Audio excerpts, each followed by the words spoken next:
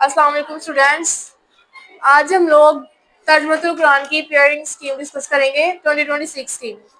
یہ total marks اس میں ہوتے ہیں 50 مارکس کا پیپر ہوتا ہے اور اس میں آپ لوگوں کو ٹوٹل جو ٹائم ہوتا ہے آپ کا 2 آورس کا ہوتا ہے. اس میں بھی آپ کا جو فرسٹ پورشن ہوتا ہے وہ حصہ معروضی کا ہوتا ہے.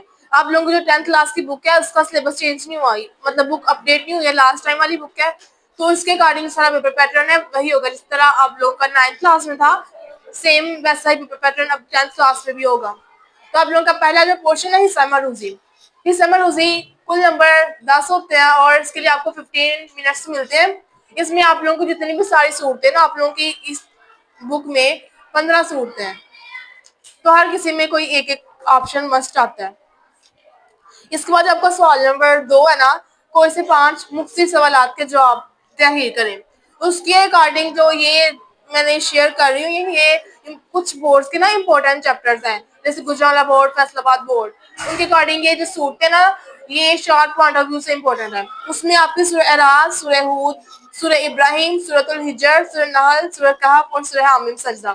اس میں سے آپ کے موسٹ پروبیبلی آپ لوگوں کے کوشچن آ جائیں گے. آپ لوگوں نے 5 سوالات کرنے ہوتے ہیں 10 مارکس, یہ آپ کا 10 مارکس کا ہوتا ہے. اس میں آپ لوگوں نے 5 سوال کرنے ہوتے ہیں, آپ کو 8 سوال آتے ہیں جن سے آپ لوگوں نے 5 کرنے ہوتے ہیں. یہ آپ کا 4 کوشچن والا پورشن ہو جاتا ہے. اس کے بعد جو آپ کا سوال نمبر 3 ہوتا ہے اس میں آپ لوگوں نے قرآنی الفاظ کا ترجمہ کرنا ہوتا ہے. یہ بھی آپ لوگوں نے 5 الفاظ کا ترجمہ کرنا ہوتا ہے اور 5 ہی نمبر ہوتے ہیں. اس میں آپ لوگوں کی جو الفاظ کا ترجمہ آتا ہے وہ آپ کی سورہ نحل, سورہ کہف, سورہ شعراء, سورہ بنی اسرائیل اور سورہ زمر. اس کے اکارڈنگ یہ 5 صورتیں جو الفاظ ترجمہ کے لحاظ سے امپورٹنٹ ہے. اور جو آپ لوگوں کا سوال نمبر 4 ہے اس میں آپ لوگوں نے آیات کا ترجمہ کرنا ہے. اس میں آپ لوگوں نے 5 آیات ہوتی ہیں, آپ کی 5 آیات ہوتی ہیں اور آپ نے ان میں سے 3 آیات کرنی ہوتی ہیں. ہر کسی کا 5 نمبر ہوتے ہیں ہر کسی کے, تو آپ کے ٹوٹل 15 مارکس کا یہ ہوتے ہیں.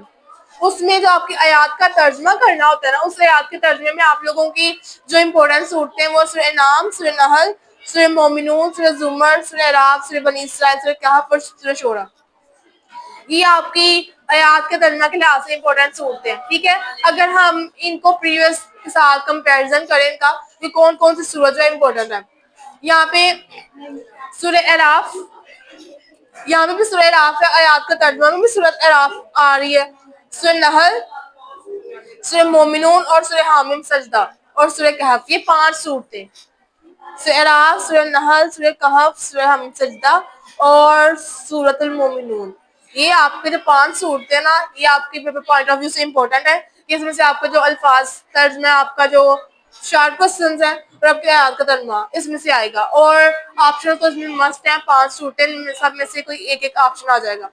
اس کے بعد جو آپ لوگوں کا سوال نمبر 5 ہوتا ہے کسی ایک موضوع پر تفصیلی نوٹ لکھیں. یہ آپ کا لانگ کوسچن آتا ہے, یہ 10 مارکس کا ہوتا ہے. اس میں آپ لوگوں کے پاس ایک چوائس ہوتی ہے, 2 کوسچن آتے ہیں جن میں سے آپ لوگوں نے ایک کرنا ہوتا ہے. اس میں آپ لوگوں کی جو صورتیں امپورٹنٹ آ رہی ہیں وہ ہے سورہ ہود, سورہ ہجر, سورہ نحل, سورہ کہف اور سورہ حامیم سجدہ. یہی جو 5 صورتیں ہیں یہی آپ کے پیپر پوائنٹ آف ویو سے امپورٹنٹ ہے جو آپ لوگوں نے کرنی ہے. اس سے انہی 5 سے آپ کو کافی حد تک جو آپ کو شارٹ کوسچن ہے آپ لوگوں کے آپشنز ہیں اور آیات کا ترجمہ اور الفاظ کا ترجمہ, اس سے آپ لوگوں کا ہو جائے گا. اب اس میں آپ لوگوں نے کیا کرنا ہوتا ہے, آپ لوگوں کو جو کوسچن دیا ہوتا ہے تو آپ لوگوں نے اس میں جو احتیاط کرنی ہوتی ہے, جو دھیان میں چیزیں رکھنی ہوتی ہیں, آپ لوگوں نے اس میں نمبرنگ کا دھیان رکھنا ہوتا ہے کہ آپ لوگوں کی اگر رومن ورڈنگ میں ہوگی تو آپ لوگوں نے رومن ورڈنگ میں کرنا ہے. اگر انہوں نے لیٹرز دیے ہوں گے یا حرف تہجی دیے ہوں گے تو آپ نے اس کے اکارڈنگ ہی کرنا ہے. آپ لوگوں نے نمبرنگ چینج نہیں کرنی. اور جو سوال نمبر لکھا ہوگا یا اس نے حصہ دوم لکھا ہوگا یا ایسا لکھا ہوگا تو آپ نے پھر اس کے اکارڈنگ ہی نمبرنگ دینی ہے. آپ لوگوں نے نمبرنگ اپنی مرضی سے نہیں کرنی ہے, تو جو پیپر کے اوپر لکھا ہوگا آپ نے اس کے اکارڈنگ ہی کرنا ہے. تو لاسٹ میں آپ لوگوں کو ایک پیپر شو کرواتی ہوں جس میں آپ لوگوں کو پیپر پیٹرن دکھاتے ہیں, مطلب پیپر کس طرح تھوڑا سا اٹیمپٹ کرنا ہے تاکہ آپ لوگوں کو آئیڈیا ہو جائے, کیونکہ آپ لوگوں نے 9th میں تو پیپر دیا ہی ہوا ہے لیکن 10th کا بھی پیپر پیٹرن بھی آلموسٹ سیم ہے. تو اگر کچھ ڈفرینٹ ہے تو ہم لوگ دیکھ لیتے ہیں. کرنا ہے نا, اس میں آپ کا جو حصہ اول ہے اس میں 5 سوالات کے جوابات دیں. جیسے انہوں نے کہا ہے آپ لوگوں نے اس طرح کرنا ہے, اپنی پریزنٹیشن پہ فوکس کرنا ہے. اگر آپ کا لکھا ہوا اچھا نظر آئے گا تبھی چیک کرنے کا دل کرے گا.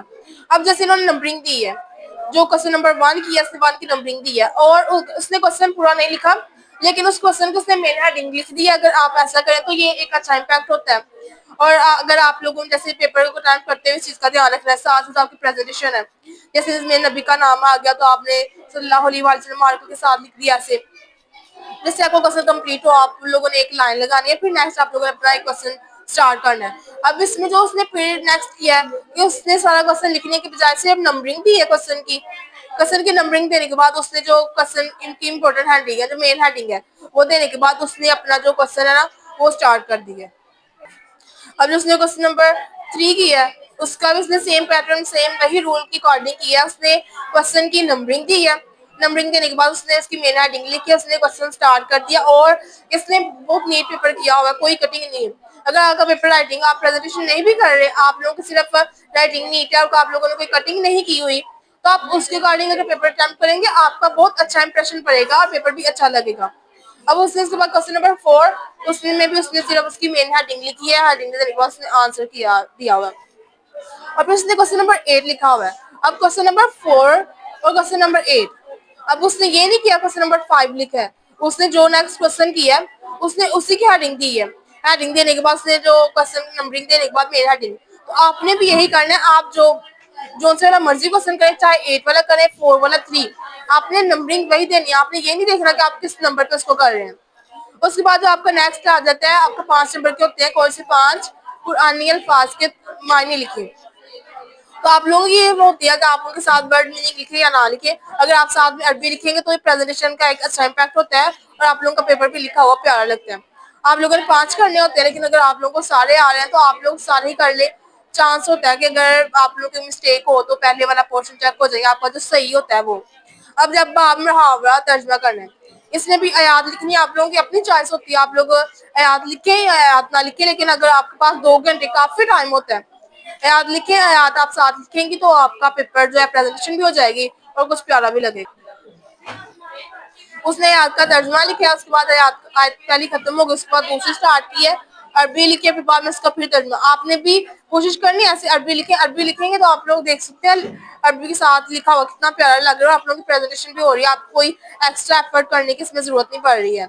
आपने 3 याद करनी है। तीसरी आयत, उसके बाद आप लोगों का जो लॉन्ग क्वेश्चन पोर्शन है, लॉन्ग क्वेश्चन का पोर्शन, उसमें आप लोगों ने बेशक उन्होंने मज़ामीन कहा हो, सिर्फ आप लोगों ने पहले थोड़ा सा करें, चाहे 2-3 लाइनों का, आपने इसका तारुफ लिखना है। तारुफ उसके बाद आप लोगों को फर्दर डिटेल, और आप लोग कोशिश किया करें जैसे इसमें कुछ पॉइंट्स को, कुछ वर्ड्स को हाईलाइट किया हुआ है, आप उन वर्ड्स को हाईलाइट किया करें। उसने ये क्वेश्चन लिखा है सूरह बनी इसराइल, मैंने सूरह बनी इसराइल बताया, ये गुजरात रिपोर्ट के पैटर्न के अकॉर्डिंग सूरह बनी इसराइल मोस्ट इंपॉर्टेंट सूरत है और उसके अकॉर्डिंग आपको इस सारा पेपर हो रहा है। तो आप लोगों ने कोशिश करनी है अपने पेपर पैटर्न को अच्छे तरीके से करना है। पहले आप लोगों ने अपने पेपर में तारुफ लिखना है, उसकी मेन हेडिंग देने के बाद आप लोगों ने उसके सब हेडिंग्स ना भी बनाए, उनमें आप लोगों ने कुछ वर्ड्स को हाईलाइट करना है। वर्ड्स को हाईलाइट करने के बाद आप लोगों ने कोशिश करनी है कि एंड पे उसका वो जरूर लिखें, नतीजा या हासिल कलाम जरूर लिखें, और फिर आपका क्वेश्चन जो कंप्लीट अटेम्प्ट होगा वो एक अच्छा इंप्रेशन देगा। अब जो ये आपका पेपर मैंने दिखाया है, गुजरात वाला बोर्ड का पेपर सॉल्व करवाया है, और जो मैंने आप लोगों के साथ स्कीम शेयर करी है वो भी गुजरात वाला बोर्ड की है। तो इसमें अगर कोई फर्दर क्वेश्चंस आप लोगों ने करने हो तो मोस्ट वेलकम, आप क्वेश्चन जरूर करें, या आप लोगों ने कोई और चाहिए स्कीम तो आप लोग कमेंट में जरूर बताइएगा। Thank you so much.